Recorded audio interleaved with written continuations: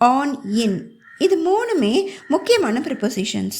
இதை சரியாக யூஸ் பண்ணாதான் சரியான அர்த்தம் நமக்கு வரும்.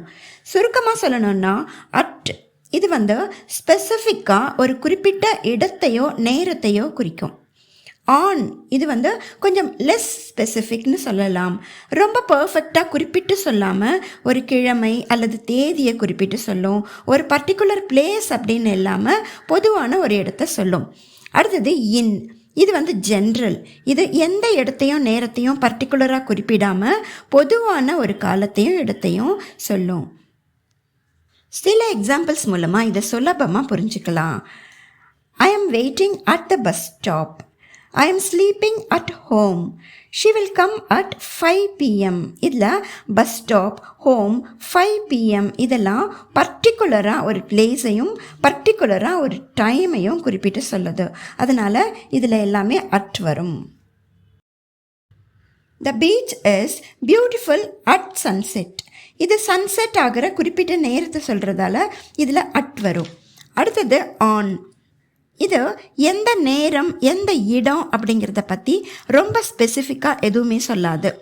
த boy is sitting on the floor. The book is on the table. இந்த மாதிரி ஏதோ ஒரு சர்ஃபேஸ்க்கு மேலே இருக்குது அப்படிங்கிற அர்த்தத்துலேயும் இந்த ஆன் வரும். நேரத்தை குறிக்காமல் சில டேஸ், டேட்ஸ் இதெல்லாம் குறிக்கிறதுக்கும் இந்த ஆன் வரும். அதாவது I go to dance class on Mondays. I went on holiday in 2024. இந்த மாதிரி லெஸ் ஸ்பெசிஃபிக்காக இந்த ஆன் வரும். இதை வச்சு எந்த இடம் எத்தனை மணி அப்படிங்கிறதெல்லாம் நம்மளால் கண்டுபிடிக்கவே முடியாது. அடுத்தது இன். இது நேரத்தையும் இடத்தையும் ரொம்பவே பொதுவாக தான் சொல்லும்.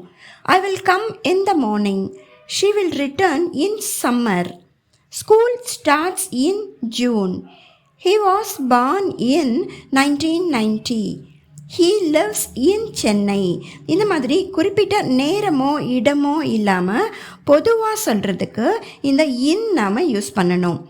அப்புறம் ஒரு மூடப்பட்ட பகுதிக்குள்ளே இருக்குது அப்படிங்கிறத சொல்கிறதுக்காகவும் இந்த இன் வரும்.